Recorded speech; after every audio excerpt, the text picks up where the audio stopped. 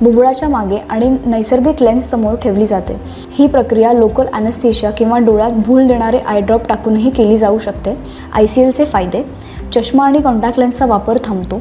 फेम्टोलॅसिक किंवा काउंटरा लॅसिक उपचार करता येणार नाही अशा अनेक व्यक्तींवर ICLचे उपचार करता येतात। मोठ्या संख्येने मायोपिया -0.5 डायप्टर ते -20 डायप्टर आणि हायप्रोपिया +0.5 डायप्टर टू +8 डायप्टर साठी ही शस्त्रक्रिया सुरक्षित आहे। शस्त्रक्रियेनंतर 1 ते 2 आठवड्यात आपले दैनंदिन उपक्रम पुन्हा सुरू केले जाऊ शकतात। अडचणी: शस्त्रक्रियेच्या दिवशी थोडा त्रास होऊ शकतो।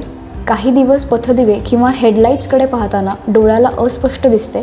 मोतीबिंदू तयार होणे, इंट्राऑक्युलर दाबात वाढ, रेटिनल डिटॅचमेंट अशा गंभीर गुंतागुंत शस्त्रक्रियेमध्ये होत नाहीत। झाल्यास त्यावर उपचार करणे शक्य आहे। क्वचितच रुग्णाला पुन्हा चष्म्याची गरज भासू शकते।